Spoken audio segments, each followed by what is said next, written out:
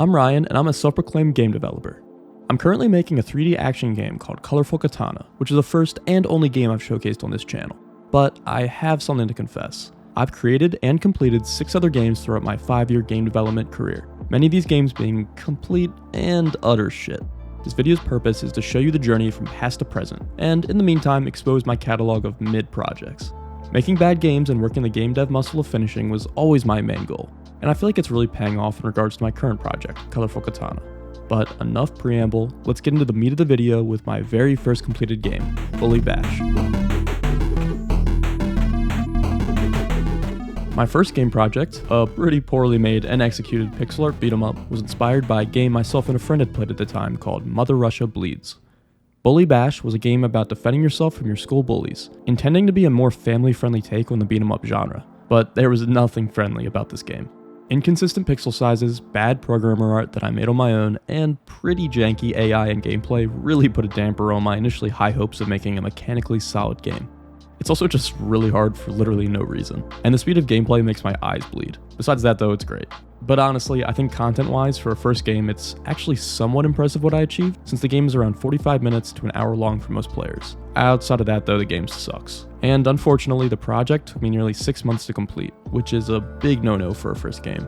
Luckily, I had plenty of free time to work as this was prime time COVID outbreak. So I dedicated that newly found free time exclusively to Bully Bash. The game had a handful of enemies, bosses, levels, dialogue, and Unity scenes, so I definitely learned a lot about game development and Unity, which I'm very thankful for.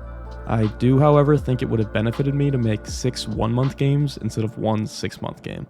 I would have learned much faster and not wasted half a year on a project that ultimately wasn't going to impress anybody. You know, side tangent, but the more I look at this game, the more it legitimately hurts me. I actually thought I did okay with the pixel art at the time. Clearly, I was delusional. I did finish it though, and that's something I'm proud of. Overall cons, game, not very good, and it took too long. Pros though, I taught myself how to code and gained a lot of game dev experience. The game was decently polished for a first project, and the content was definitely there. The next project, Afterwards, was actually made and created during the development of the previous game, specifically for a narrative-centric game jam. At this point, I acknowledged my 6-month mistake and focused on making a small game for this jam, so I could continue my streak of starting and actually completing projects. The story of the game is as follows. A young boy wakes up and finds himself in the afterlife. He must speak to ghosts along his journey in order to determine if the mysterious afterlife is heaven or hell. The main hook of the game is that all dialogue is presented as poetry, limericks to be exact. The game, although very simple and short, was received pretty well within the game jam. Looking back, there's practically no gameplay here. It's not much more than a 2D walking simulator with intermittent dialogue poems, but I think it at least achieves an interesting narrative. I don't have much else to say about Afterwards, but it was another stepping stone towards learning Unity and code with in-game development. It was also the first time I had received any form of positive feedback about a game I created, which was a nice change from the first game. My following project, Heartbreak, was a part of a 4-day game jam, and actually ended up coming in first place by participant voting. The theme of the jam was Everything is Broken, so I decided to take the game in the direction of broken hearts. I wanted to build upon my previous game jam and retain the dialogue portion of Afterwards, while adding actual gameplay into the mix. Because it was a 4-day jam, I had to seriously limit the scope of the gameplay, so I opted for a simple Mario-style jump on enemies' head to kill them mechanic. The concept of the game is as follows. The Bleeding Heart Gang is causing a ruckus and breaking the hearts of the town's NPCs. Defeat the gang, enjoy heart puns from the broken NPCs, and collect all 14 of the broken heart pieces. Pretty dumb premise, but it ended up being received pretty well by the jam participants. I think I definitely leveled up my art ability at this point. The art of the game is cute, simple, and pretty coherent. And personally, I think that's what made the difference in the voting. Plus, the dialogue puns and music were a huge plus feedback-wise. The gameplay was still slightly stiff and basic, which unfortunately is something that carried over to my next project as well. The next game, Juvenilia, was a jump back into longer projects, taking about a year to complete. The main reason for that being college took up the majority of my time. I really enjoyed the artsy-fartsy premise of my previous game jam Afterwards, and I wanted to translate that into a full game. I decided on a story about a young musician being transported to a mysterious world where music and emotion no longer exists. So, I expanded the limerick dialogue idea into a game focused on music, heavy narrative, and improved artwork with a Tim Burton-esque style. Improved is a bit of an overstatement though. I did all the art other than the characters, which is pretty obvious looking back. I think the simple style otherwise is fine. Progress was off and on for about a year. The problem with this game is twofold. One being the gameplay just isn't very fun. Platforming is stiff and finicky. Pacing is pretty awful in retrospect. The game was way too hard at certain sections, much of that a result of the inconsistent platforming. Personally, I feel like I hadn't yet discovered what actually makes a game fun, which is kind of an important part of game development. And Juvenilia, just like my previous games, suffers heavily for that. Secondly, the game was simply too niche and artsy-fartsy for any sort of audience success. It's still sitting on itch.io with very few downloads or plays, which is pretty fair, I think. It did do a couple of cool things, however. I'm very proud of the dialogue and overall story and mystery of the game, as well as a few of the set pieces littered across the world.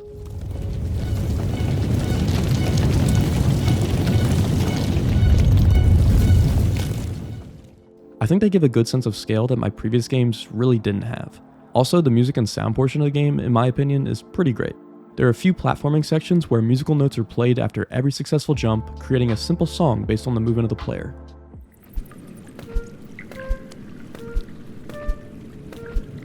It's simple but effective.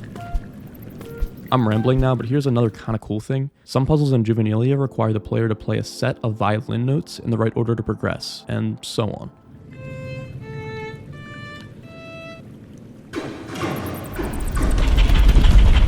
A few interesting ideas, but nothing too sticky gameplay-wise. In case you haven't been paying attention, my first 4 game projects have had one thing in common. Gameplay, not so good. I began to notice and really try to key in on this problem, and I think that extra focus becomes evident with my next few projects, starting with Strawberry Samurai. At this point in my life, I was wrapping up my college tenure and decided to create a vertical slice of a game for my senior computer science project. This go around, I really wanted to challenge myself, so I decided I'd create all the art for the game myself, in a more complicated style than my previous projects. I also wanted to build on the gameplay of my previous games, so I settled on a samurai-themed action platformer with Metroidvania elements and a fruity twist. In case it wasn't obvious, I was heavily inspired by Hollow Knight, like every other indie game developer. For Strawberry Samurai though, the twist was that all characters in the game would be some form of fruit, with the main character being a strawberry, obviously. This hook gave me the opportunity to have an incredibly bloody game, but saw the blood and gore as fruit juice, in order to keep it fun and family-friendly enough for a classroom setting. This juiciness was a good excuse for increasing Strawberry Samurai's game feel, with big juice explosions and pieces of fruit flying everywhere. Outside of just game feel, I believe this game gave me the opportunity to improve a few different things, one being art. I'm quite happy with the backgrounds and enemy designs as a whole, as well as enemy and boss AI. I ended up using much more complicated state machines to control the enemies and bosses, and at this point, those bosses were the most work I'd ever put into anything game dev-wise. But I think it paid off, and I'm decently happy with how they turned out. And they ended up being a big inspiration and stepping stone for my current game's bosses. The game has cosmetics, a double jump ability to find, and quite a few little Easter eggs scattered around. Going back and playing through Strawberry Samurai again, I was surprised by the amount of polish I put into the game's world. It's far from perfect, however. The pacing could have been a little better, and I think the world features too much backtracking. Also, the combat could have had a little more complexity as it remained very similar throughout the entirety of the vertical slice. The complexity ends up coming from the different enemy types, but I feel like more traversal or combat abilities could have especially spiced combat up. Also, my UI art sucked, and there are a few other visual things I could have definitely done better. Overall though, a large leap from my previous projects. The next and final project before Colorful Katana is actually quite the switch up. It was a pixel art monster collecting game called Spirimon. In case it wasn't obvious, I wanted to make a vertical slice of a Pokemon-like, purely out of nostalgia and love for those games throughout my childhood. The game features a handful of spirits to catch, train, and battle with. The game is about an hour long, so there's a decent amount of gameplay here. I spent a lot of time trying to distinguish Spirimon from Pokemon. I decided upon adding a mechanic where the player can enter and exit the spirit world at will.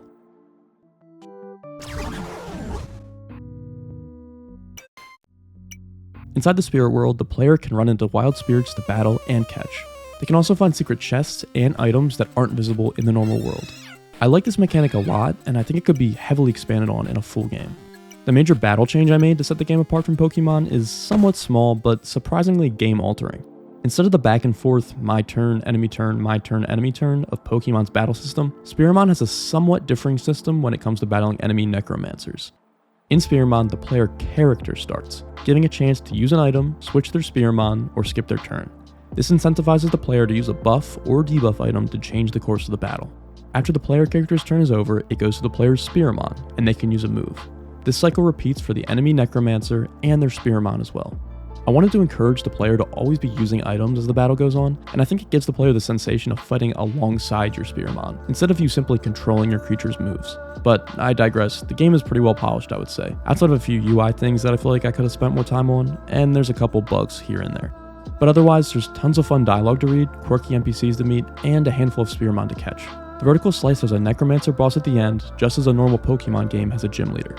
All in all, looking back at the games I've created, I believe this is the best one so far, especially if you like Pokemon-like turn-based combat. And that leads us to my current project. I'll talk about this super briefly since I currently have a devlog series running on the channel where I talk about my game. So I'll just read you Colorful Katana's Steam description and talk a little about the project. Sekiro and Samurai Champloo meet gore, guns, and graffiti. Slice through a hip-hop infused feudal Japan. Cut down revenge-fueled bosses. Paint it red and blue and orange. You get the picture. All 6 of my previous games were 2D, so I wanted to take the jump to 3D and create an actual commercial project that had the polish and fun factor to sell to you guys. I think so far I've achieved that, especially when it comes to combat, bosses, and game feel. I'll talk much more about Colorful Katana in the coming devlogs, and I hope you all stay tuned for those. I'm hoping to release a demo in the coming year for all of you to get your hands on, so you can tell me what parts of it suck.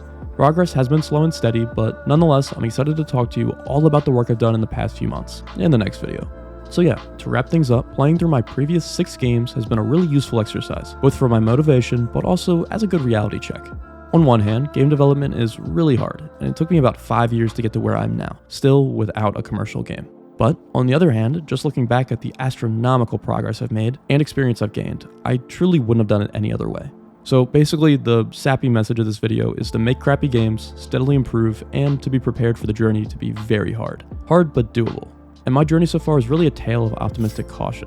Those 5 years in the projects throughout have nurtured me into the game developer I am now, and ended up really preparing me for my current project, which I hope will be a success. Speaking of, if Colorful Katana looks interesting to you, take a peek at the description and go and wishlist the game on Steam. It really helps the game's visibility so I can reach more people. Oh, and do all the YouTube stuff too. See ya!